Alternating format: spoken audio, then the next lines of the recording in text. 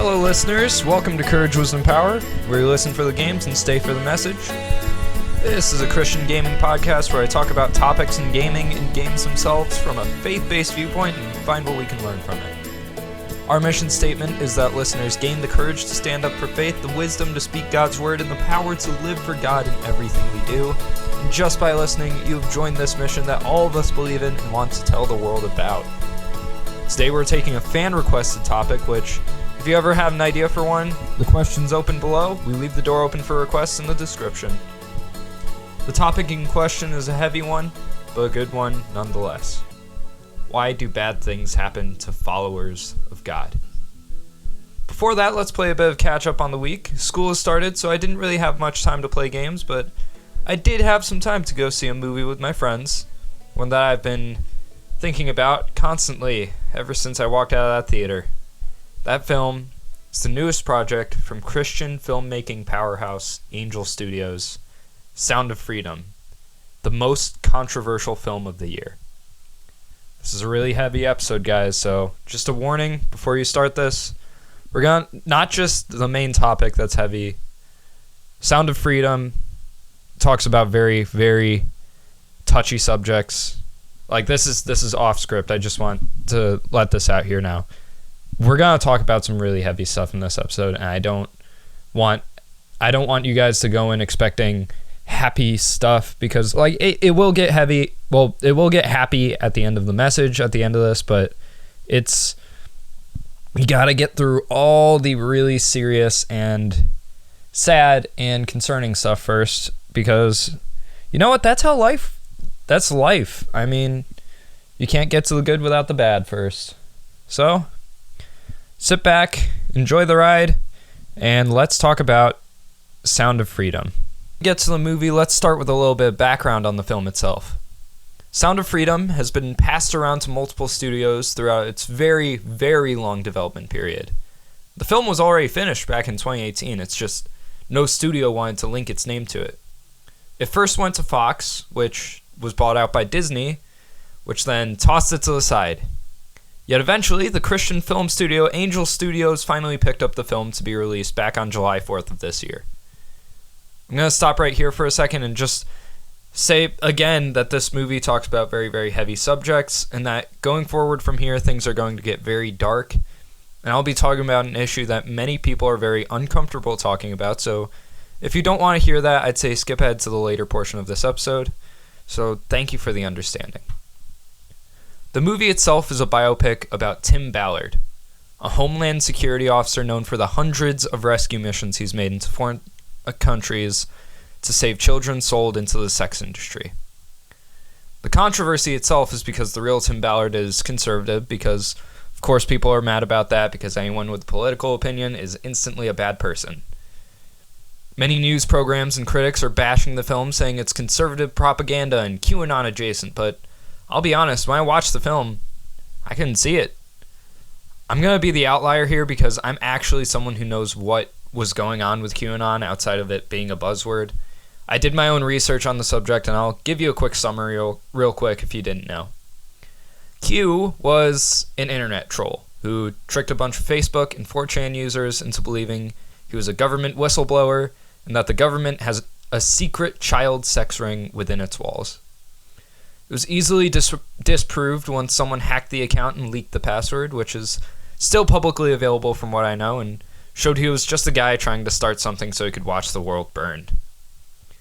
If this film wasn't so pro-government, I would absolutely believe it is what people say it is, but the fact that the US government is the group trying to stop the trafficking throughout this film easily disproves that statement.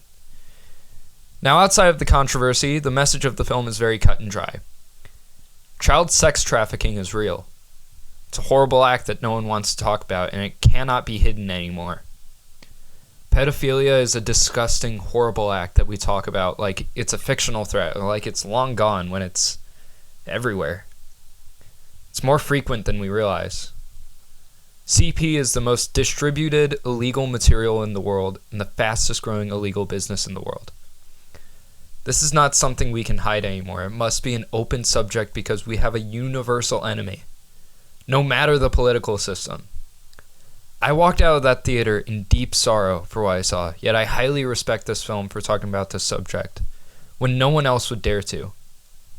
Sure, it felt like one long PSA you'd see on a public television channel and had what felt like 2 to 3 different endpoints, but its message needed this much time to teach because this film refuses to let any corner of the truth be left in the dark. I recommend anyone go see this film, Christian or not, because the world needs to hear what Sound of Freedom has to say, no matter what. God's children are not for sale.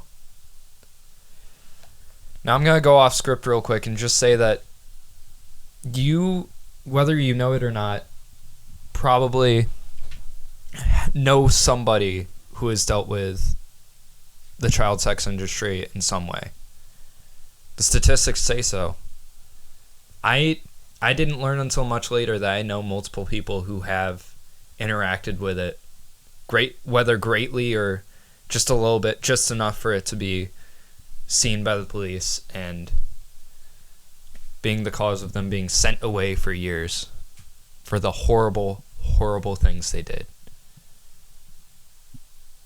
This movie perfectly portrays what a pedophile is and how much of a monster that kind of person is, how terrible these things are and how frequent they are. And like I was in US history today. I was in my government class and somebody brought up in the conversation, because we were talking about what was it? How when a state wants to institute a law that someone is debating against, if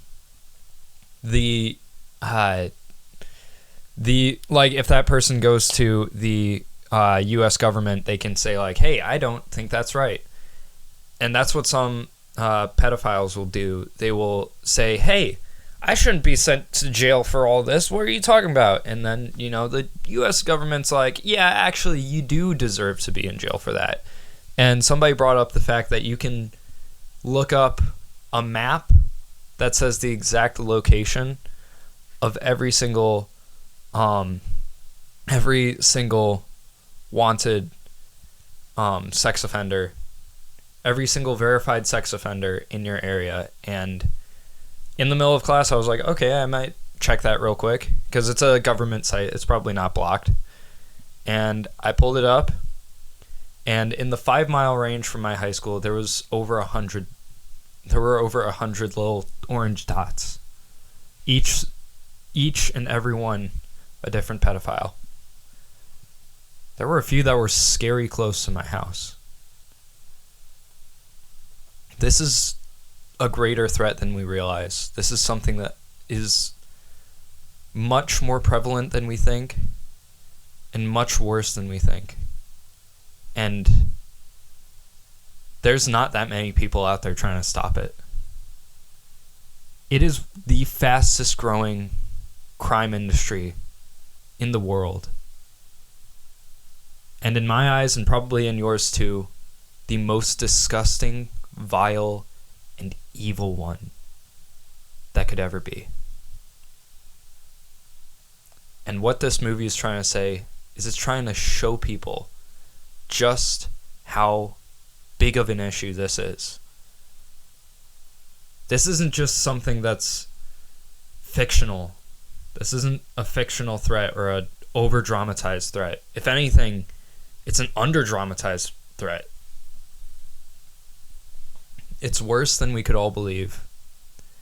And I'm proud of Sound of Freedom and its creators for having the courage to not only make a film about this, but to put it out in theaters for audiences, not just in the US, but worldwide to see. And that the creators fought long and hard to get this movie in theaters because it needed to be shown. What this movie had to say had to be said. So I say, if you haven't seen Sound of Freedom yet, you should definitely go see it. It's not the best movie in the world, but that doesn't matter. What matters is the message it's trying to shed. That's that God's children are not for sale, and God's children shall not be abused in that way. We do not deserve the pain that this is showing. No one does. So go watch it if you want. I'd recommend not going with any little ones. I'm probably going to put a capper on the beginning of this episode saying I'd say teens only this episode, teens and up only, because this is a very, very controversial issue. It's an issue that is to this day kept completely secret within households. I didn't learn that it was even a threat in the first place until I was in, I want to say, 8th grade. That's when my parents started talking openly about this, and people we knew or still know that have been a part of this. So I'd say I'm going to put a capper on this episode that says teen only. But other than that, go see the movie. Support this film because its message is incredible, Christian or not. All right. So on a somewhat cheerier note, before we start on the main segment, let's have a little music break. Today's song is from a friend of mine whose artist name is Ember, Alight. It's called Beautiful Battlefield, and I hope you enjoy it just as much as I do.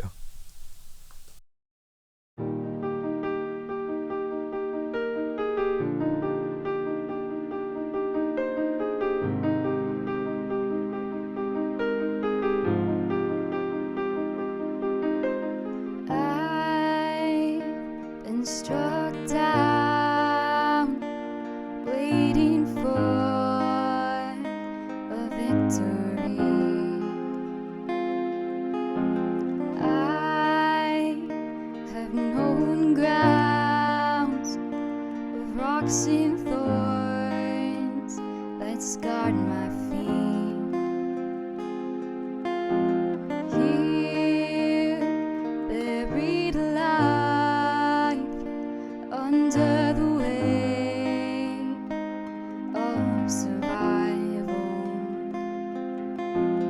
Near, you hear my cry. You're never far, you never hide.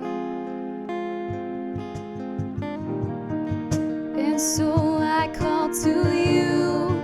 There's nothing I can do.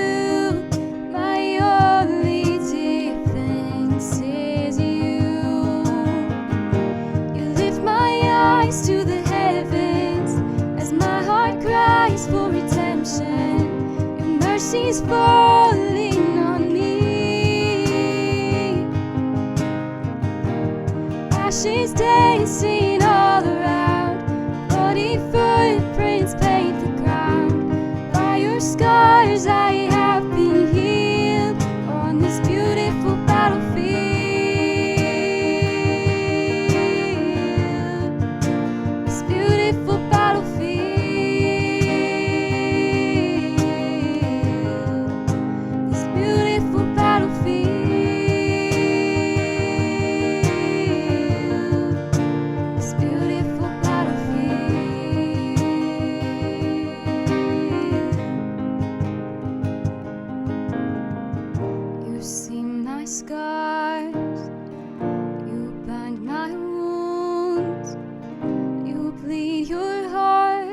Till mine beats for you, and as my knees cave into dust, you are restoring all things in your love.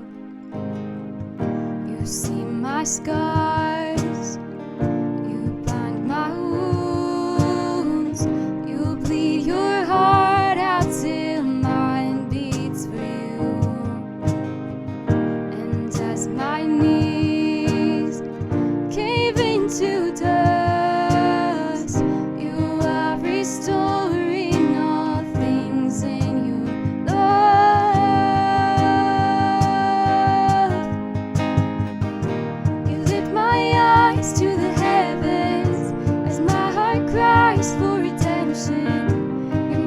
she's falling on me. Oh, oh. As she's dancing all around, bloody footprints paint the ground. By your scars I have been healed on this beautiful battlefield.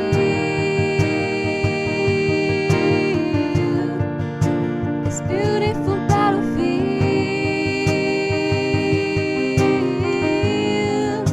This beautiful battlefield. This beautiful battlefield.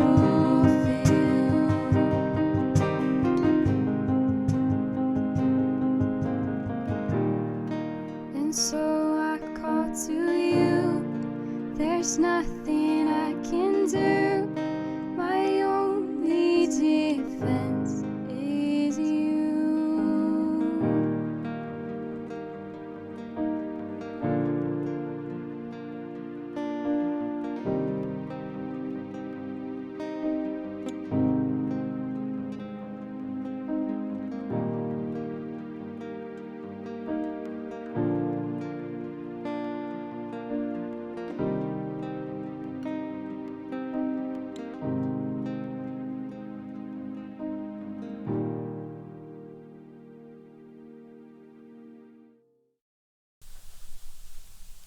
And going from one heavy topic to another, it's time to talk about why bad things happen to followers of God.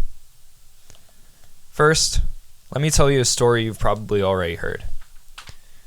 I had an amazing summer spiritually and made several changes in my life for the better of my faith. In my personal life, though, I had a terrible summer with a bad, life-altering event happening to me what felt like every week. I still came out the other end with a smile on my face and a stronger faith than ever before. Why would I want to do that when the person I'm praising... Sorry, I'm skipping around. This is hard for me to read too. Anyways, where was I? Why would I want to do that when the person I'm praising let all these horrible, horrible things happen?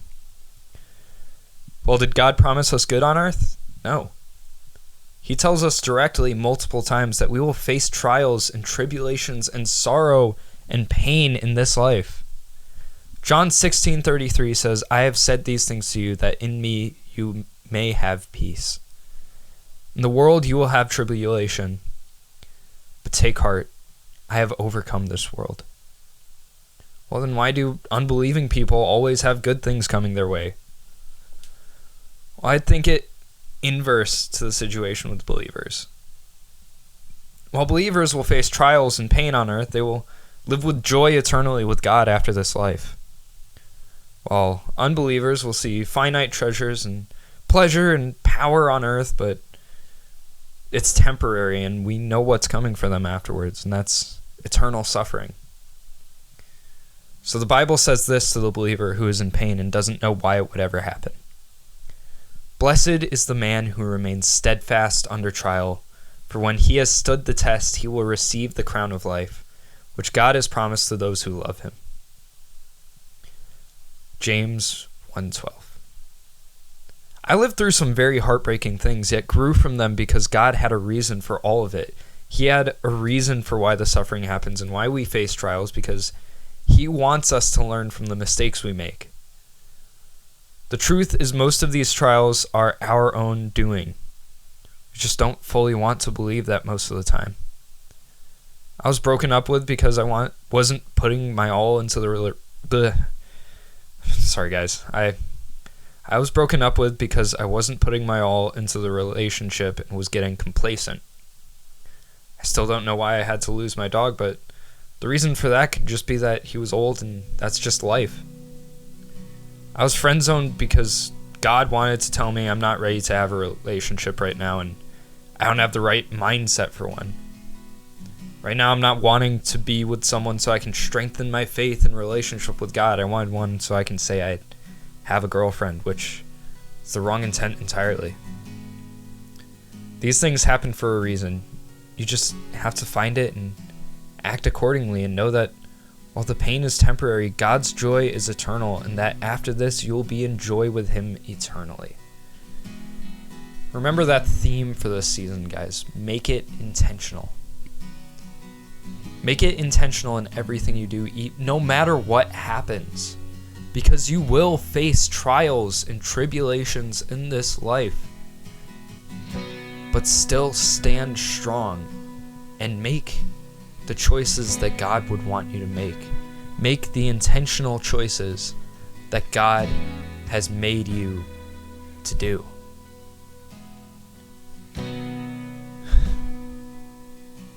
Thank you so much for listening to this episode of Courage, Wisdom, Power.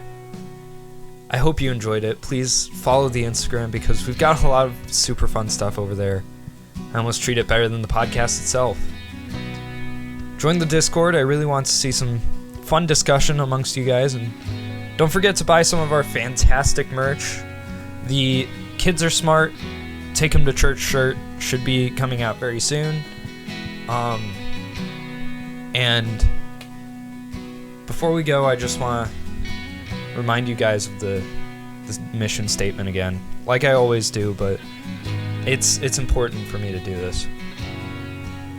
Gain the courage to stand up for the faith, the wisdom to speak God's word, and the power to live for God in everything we do. As I said in the beginning, just by listening, you have joined that mission. You are following along with that statement, Christian or not, because you are growing in the knowledge of God, and I can't make you choose those decisions, but I have a feeling that through this podcast, people are going to find a faith in God that they never knew they had. That's my main mission with those podcasts. I want to reach to the people who had never thought about God in this way before, because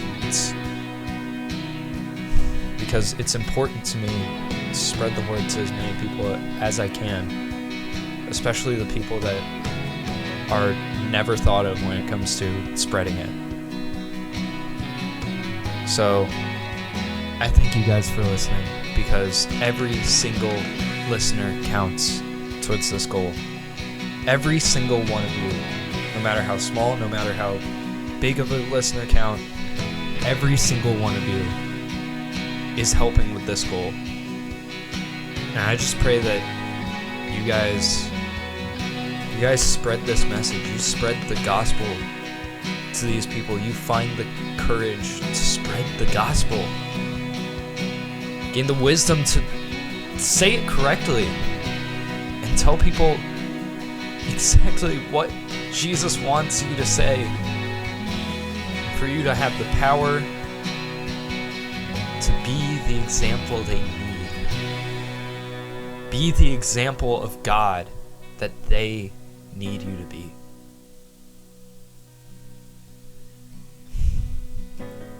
Sorry for that being such a heavy episode, guys, but sometimes it's not all fun and games. That was one of the problems with season 1. We had too much fun. I always wanted to have some of this pulled back conversation, some of this nicer stuff going on, but yeah. Sometimes you just gotta sit down and have a serious talk about God. And you know what? That's okay. That's some of the best discussions you could have. I'll see you guys next time. I still don't have the theme picked out for the next episode. I've got some stuff kicking around. I'm thinking of doing one on relationships because my sister keeps begging for that one. So I might do that. I might do that. That's a nice one, and it fits along with the theme, make it intentional. So yeah, that's probably gonna be the next episode.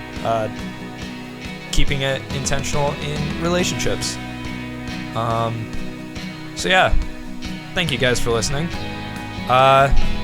Yeah, I'll see you guys next time. Bye.